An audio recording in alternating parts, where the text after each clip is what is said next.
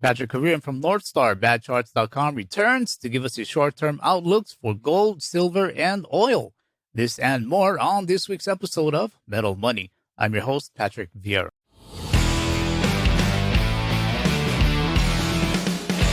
Patrick Karim, welcome back to Metal Money. How are you doing? Hi, Patrick. It's always great there to catch up with you there. I appreciate you calling me. Same. Well, we appreciate you having time, and same. It's glad to be with you, starting off the new year still, and hope everything is going okay. So, Patrick, last time we spoke back in October 12th, I believe, of 2021, you mentioned the next gold rally needs to overcome 1900 and silver needs to overcome 28.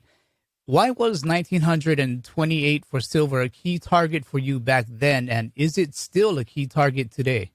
Yeah, it is. Because those are watermarks defined on the higher time frames. So since on the monthly chart we were never able to close above let's say $27 or $28 for silver, and gold let's say the 1900, then whatever happens on the smaller time frames, it's just a fight of the bulls and the bears. So eventually you'll have the bulls are going to start winning on, let's say, the 4-hour chart, and then if they keep winning on the 4-hour chart, then that's going to cascade on the daily chart, starting to look bullish. And eventually, if there's days and days and days on that it's more bullish action than bearish, then the weekly is going to start looking good.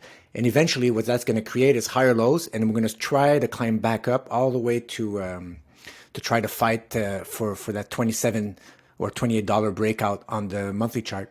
I have a chart on the daily I could show you that I just did this morning, Patrick, which could probably exemplify what I'm just talking about.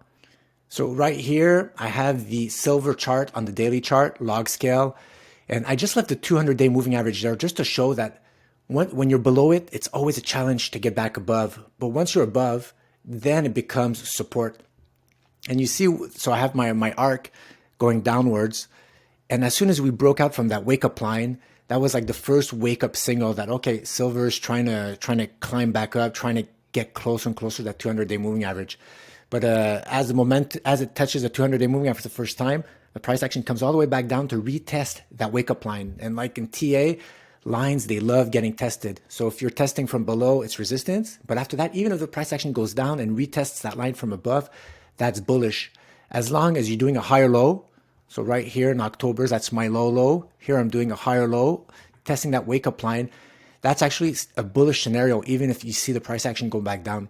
And after that, we've had the next rally, nice rally now to retest this breakout line. So this is not a wake-up line anymore. This one, if it breaks, it yields. It's also coinciding with the 200-day moving average. So if that breaks to the upside, that should really prove that this base is valid. And we should be targeting here. I have a roadmap, which I'm making bounce off volume defined profiling. And this should bring us up all the way back to 27. And that's the battle we have to win on the daily chart to get back to that 27. And hopefully we get a close above that $27, $28 on the monthly chart. And we just like move on and look for those higher up targets. Okay, that 27 for silver, is that short term, 27? Yeah, so this one, look, this is, since it's the daily chart, February, maybe January, February, see where this turns. And this is going to bring me all the way to March, April. So in April, late March, April, if this arc plays out, we should be back to try to break out there in start of Q2 2022. Because Patrick, we've had quite a few guests come on, and they say their technicals are showing possibilities of silver going down to 22, some going as far down as 18 even. And being that silver has gotten a bump in that $24 range, and right now I think it's kind of faltered back under 24 at 23.90 or so. Is that 22 and 18 possible numbers in the short term as well? 22 definitely. So a spike on the smaller time frames all the way down to 22. 18 is super low, but if there's a market crash, and I have like my market crash indicator that's heating up this morning, but so I have the 200-day moving average right now, the 3-year moving average, I think it's around 2050. 18 is kind of low. Even here you see on this arc, higher lows. So at 22 right here, even if it would drop down today super fast, 22, 2250, it's really kind of the low watermark that you'd want to see as silver, like silver should bounce at that area. If it can't manage to bounce around the 22 area, then there's something more in depth, bigger problems, as we could see, like with the rising gold silver ratio, with the US dollar that's going up and the VIX, that we could be heading into a market liquidity event if silver really decides to go below those levels. And Patrick, if you don't mind, you also had tweets about that crash indicator. If you don't mind, could you show us that and walk us through it? Sure. So right now, this is when the DXY rockets up. Everybody's selling whatever they have under the hands. They're going into the DXY. DXY goes up. This is, if that's like my red alert number one. Then my VIX. If the VIX, you see, there's a breakout line right here. If it breaks out above that, crescendo's crazy up, full fear mode, and everything's getting sold off. And gold silver ratio, it tracks the DXY and the VIX in those situations practically the same. So people are selling silver, which is like more of the risk or inflation play, and they're holding gold. That means so gold will be outperforming silver during these market liquidity crashes. GSR goes up, DXY goes up, VIX goes up, and I added a fourth, which is the percentage of stocks for the Nasdaq that are above their 200-day moving average. So just like you saw, silver was below its 200-day moving average. Well, as the percentage of stocks in the Nasdaq, they start really going below their 200-day moving average, they're vulnerable for like a waterfall move down. And you see it as the DXY, the VIX, and the GSR spike up. You see how that impacts the US equities. They crash down. And you don't want to see some violent move like that. And if you do, that's a scenario where we could have a spike down in silver to those like lower than 22 levels. And that's where we are today right now. So the Nasdaq percentage of stocks below their 200-day moving average is really really going lower. The gold silver ratio is not turning down yet, but it hasn't went up violently, broken out yet. So there's still hope that this could get subdued, and it's like just a false scare. The VIX is waking up once again, so that's you want that subdued by the end of the month. And the DXY refusing to turn back down is also some warning signs. So you really got to keep a close eye on that. That could crescendo super fast as you see these moves up there. When fear and people hit the panic button, then it's risk off and everything goes down. Yeah, you made a good point with the silver to gold ratio. I think it was at about 80, and just in a matter of days, a couple of days, it went down to like 75 and some change. So you made a good point with that. But when it comes to gold, gold is also going down a bit today. What numbers do you show for support levels for gold? So right now, here's the daily gold chart. I have my regular setup, my 200-day moving average. I'll show you right here, 200-day, 50-day moving average.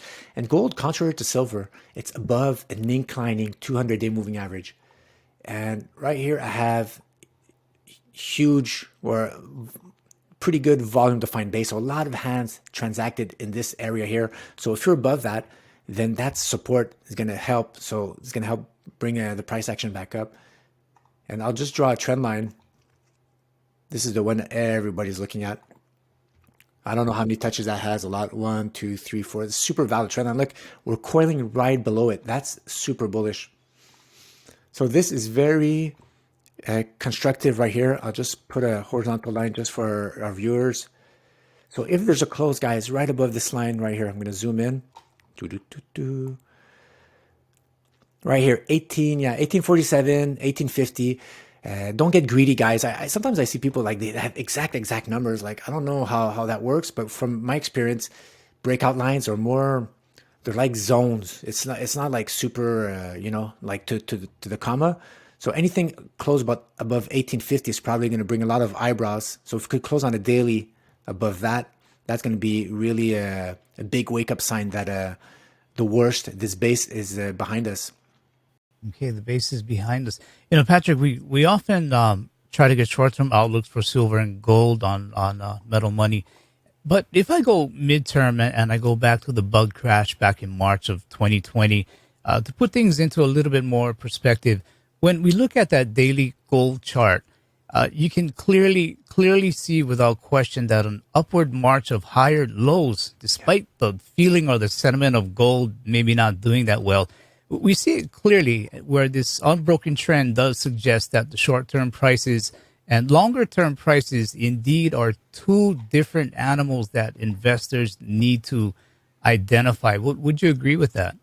This, Patrick, is the number one thing people have where there's the most arguments, and folks have confusion in their head, even like me. So yeah, your emotions, just like any price action or breakouts, is defined by time frame. Even your emotions, you have to characterize your emotions by time frame. So you could get like super anxious because there's a crash on the hourly chart, but then when you zoom out and you look at the monthly chart, you should be happy and like relaxed because you see you're above a long-term meaningful 3-year moving average. So you gotta characterize, even your emotions have to be defined by the time frame you're looking at. And even here, when the price action here on the smaller time frames for gold was going all the way down here to 1728, I could have put that on the monthly chart. I'll put it right here, and you'll see that all this noise, all this price action, you see like the drawings I put, it's all happening above an inclining 3-year moving average right here. So look at that. This is the GFC, Patrick. I love showing this because look, GFC never closed below a 3-year moving average. Oh, the end of the world, man. Gold, it was when it was above here, it's what, a 3-year moving average. It just for years and years and years and years, it just kept going up and up and up. And you either burn your emotional capital by looking at the smaller time frames. But for me, as long as gold is trending above its 3-year moving average, it's steady as she goes, and dips are and turnarounds on the smaller time frames are actually opportunities to add. Okay, opportunities to add. We got to keep that in mind. Because what we saw was silver go up, gold go up. Pretty good, pretty significant numbers going up. And now we see it come back down, and investors start to have that sentiment of, oh boy, here we go again, or they start to get a little bit negative on it. But as you just said, when you pull back and you look at longer time frame charts, the gold and silver are still doing pretty well. Yeah, definitely. I have if you don't mind, I have to show like these charts. I did a whole blitz of charts of bigger time frame charts. Let's say for check it out for silver. Okay, this silver chart is monthly candles, and here at the bottom I have the 7-year Chaikin money flow. So Chaikin money flow, it's I forget how they calculate it, but it's when this momentum, this indicator breaks out to the upside from below zero to above and it's trending upwards. Silver has been in a bull run. So we know how silver behaves. It explodes, consolidates for a year and a half or 2 years, explodes, it traps, gets everybody off guard. Look at that. Here, this is how high the Chaikin money flow was when we topped out in 2011. It was this high when we topped out in 2008 before the crash. Look where we are, Patrick. We haven't even started the bull run in silver practically. It's just, and it's super bullish because look, we're trending upwards and upwards and upwards. Here's a breakout line. So we're really close to have the breakouts below the negative line on the Chaikin money flow.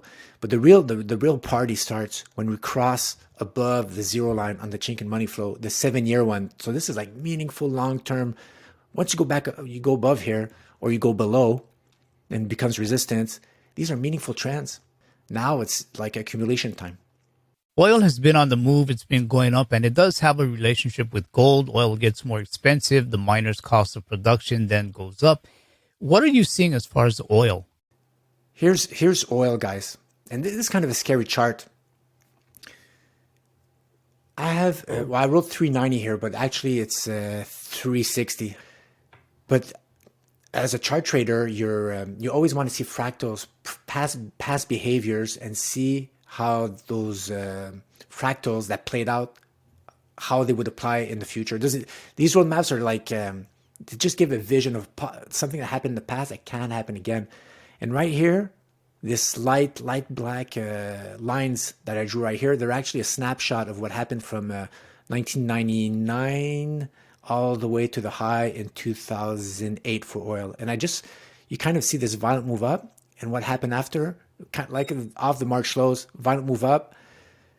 And if this plays out, oil could be, yes, it could be going sideways for a little while, but once it closes later in this decade, I think maybe in 2026, it starts closing above 90. It should start going up logarithmically, the same way it did post 2005 all the way to 2008. And that should bring us to oil like at $360 Oh man. And here at the bottom, I have my 7-year commodity channel index indicator just to see, because when you see the price action keep going up with higher lows, it's kind of, it's giving you a trend direction. But when you see it on an oscillator, so something that could only go up and go down a certain amount, kind of tells you, it puts things like when you're overbought or oversold, where's the bull zone, where's the bear zone. So here you see the CCI was dragging down from the 1980s. Then you had a breakout up here. So as long as the CCI didn't go back down below the minus 100, oil was doing fine. And right here again, from the 2008 all the way to 2000, probably 20, we had a breakout on the CCI. And now it's in the bull zone above the 100. So as long as it stays in this bull area zone, this box, the dips eventually will get bought. So even if there's a crash, it goes down to 50. Those are higher lows, even on the monthly chart. And that thing should get squished up until we break out above this important breakout line right here. All right. Patrick Karim from NorthstarBadCharts.com. We appreciate the time you've given. I hope we can do this again soon. And let's see how all of these short-term outlooks pan out. All right. Great. Bye, Patrick. There you go. Patrick Karim from NorthstarBadCharts.com giving us the short-term outlooks for gold, silver, and oil. As always, please leave your thoughts in the comment section below. And remember to keep it liquid, keep it real. And I'll see you on the next episode of Metal Money.